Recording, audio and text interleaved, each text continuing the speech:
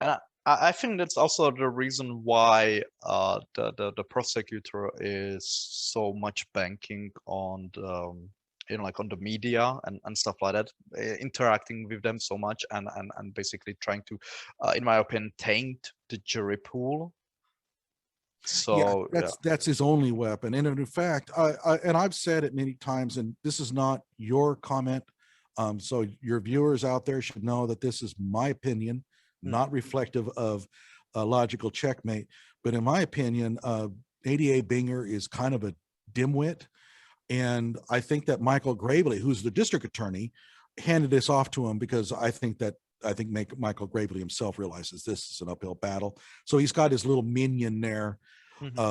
If ADA Binger is the prosecutor when it comes on, the actual day, then in my opinion, he doesn't have very good brains, but he can rally propaganda, because that doesn't really take a lot of thinking. And I think he's quite good at that. So I think that that's going to be his approaches, is just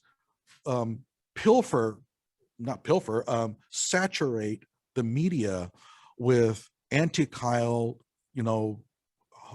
white supremacist, Trump fan, and all that kind of stuff. And, if he can permeate the environment enough, he's hoping that he can get enough people on that jury to ignore the fact that, it looks to me like Rittenhouse is running from Rosenbaum. Wait, well, does that make Rosenbaum the aggressor?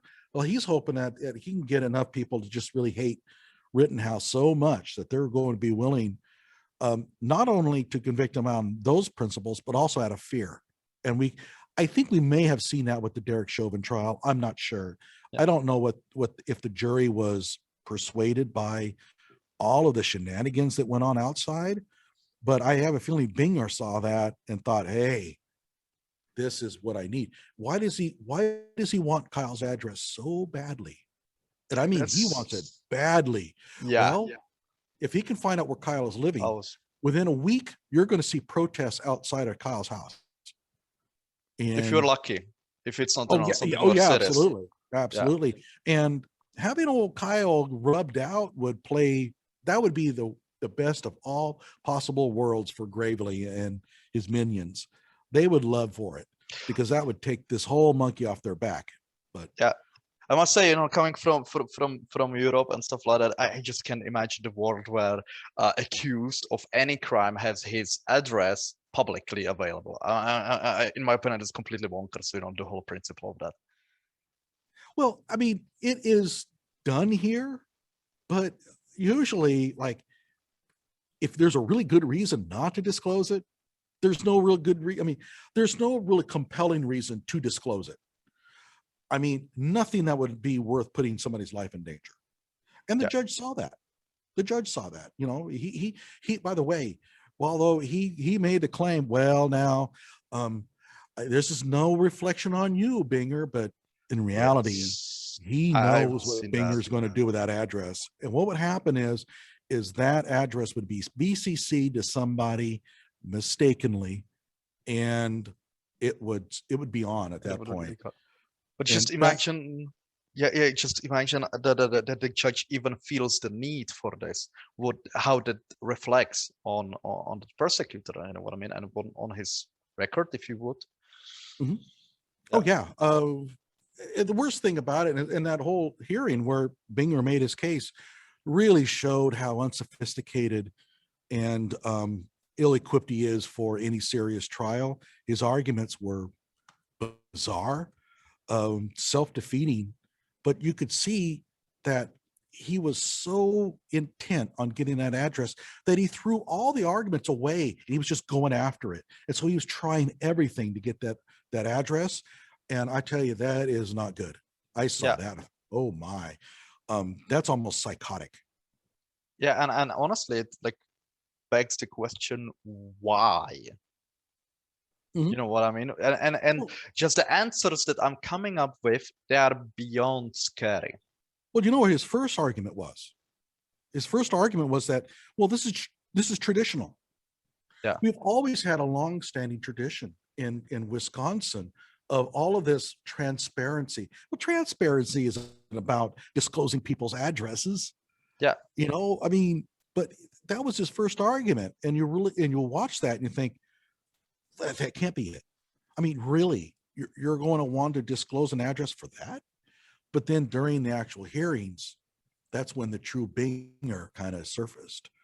He's, and again, this is not your view necessarily. You might share it, but I consider him a real dangerous individual.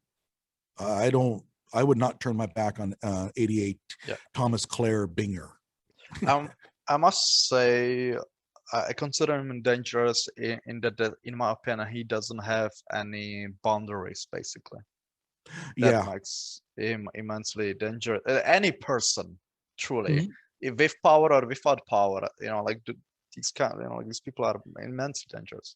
But what's scary is I think he knows that Kyle's innocent. Yes, that's precisely what I mean. Scary. Yeah, I mean, he has the evidence. He knows that Rosenbaum ambushed Kyle. He knows it. Why is he still going after him? And again, it's politics. He really wants Kyle. Yeah. This would be a political victory. And the fact that some poor kid is going to be in jail for life doesn't mean anything to him. And just imagine if, like our political leaders, whatever, in the United States, anywhere, are like that. That's but we have seen it. We have seen it many. We have seen it many times where a prosecutor is given the evidence that, hey, you put this guy in jail, but he's innocent. Look, we have proof. Well, now, and they will stall and they will refuse to let the person out, even though they know now that they falsely prosecuted the person. If they're willing to do that, they're willing to do anything. Yeah. I mean, and what kind of person how could you sleep at night? Yes. Knowing that a person's in prison on account of your mistake and you won't rectify it. And just like a question, and I just want to stress, this is completely apolitical, yeah, people. This is completely apolitical. But as far as I know, I read that your vice president, Ms. Kamala Harris, that she did actually that kind of thing when she was DA in California, where there was a new evidence and she could have set a person free from jail that was actually innocent. That was evidence, like supporting his basically appeal and stuff like that. And she let some basically timetable expire or something like that, deadline expire, that he couldn't follow through with the appeal, and she basically left innocent person for the rest of his life in prison, or for an additional like amount of years before he can file another appeal or something like that. It happened. Yeah. We had a case many years ago where a prosecutor was told, hey, DNA evidence now suggests that the person you prosecuted is in prison right now, is innocent. And I think that you need to come forward now and divulge the fact that some of the evidence that you collected was, kind of gained through nefarious methods, whatever. The guy shot himself. The person was not able to get out of jail because the DA decided to just blow his brains out instead. So that's how entrenched you can be in these things. I just don't get how a person could look at themselves in the mirror after doing something like that, but they can, and Binger can. I don't have any doubt about that.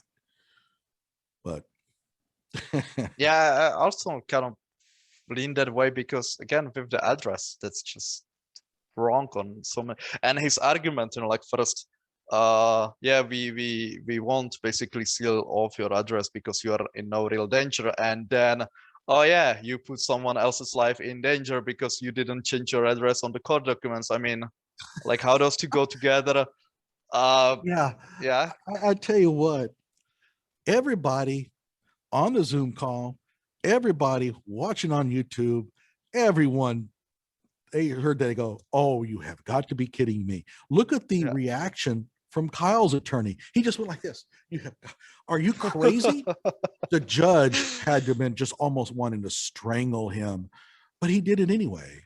And that's the reason why I say he's not particularly bright. One of the things that he needed to focus on was the conditions of the bail. The bail conditions are very clear. You don't want a person who's going to hurt someone. You don't want somebody who's going to flee, and you don't want people that are going to be contacting witnesses. That's it. So if you're going to try to deny bail or increase bail, you have to attack one of those three things. Complaining that Kyle was mean and put somebody at risk doesn't address any of those three. So it was extremely non-strategic for him to even make that argument. And that just shows you how ill prepared he is, judicially. I kind of wonder, how in the hell did you even get a law degree? Because if I had seen that argument going in, I could have pointed out, like, dude, you say this and you have lost the argument right there. How he could not see that, I don't know. Go ahead. Sorry. The other thing was, well, the other one was his argument about the minor possession thing, which was extremely circular and boneheaded. And one thing that about Binger that also seems to surface, he doesn't come in prepared. Time and again, he has to look up the statutes on his computer when people read them out. Dude, come on, you should know the law. But he doesn't seem to. Go ahead. I saw, I kind of interrupted you there. No. I think you are underestimating him, because I think that, just what I think, I'm not saying that's the case. You are, or he's playing to a different audience. He's playing to the public. He just needs to basically, what he tells, for example, that he puts someone else's life in danger, even though it doesn't make sense, those two things. But those are only for people who are interested in that. He's selling it to the public, who is not interested in the details, because what was reported in the newspaper, or in the, I don't know what was the news media that basically published it. I think it was some Wisconsin one. What was reported was not that, well, he refused to seal off his address because he didn't see any danger, but what was reported was only that Kyle put someone else's life in danger by not reporting that. So I think he actually, to a degree on purpose, makes these arguments because he's going after the general public, how it will look in the media. So kind of an evil genius thing. Yeah, I could see that. Okay, so maybe this was really quite well planned by him to work the media side thing. Okay, again, I think he's a better propagandist than he is lawyer. Yes. And of course, it doesn't really take a whole lot of brains to be a propagandist, but you got to know, you got to know how people, and you got to know how things are going to sell. And he knows how to work a crowd. I mean, and you know that a large amount of the misinformation that we have been spreading around has come from his office.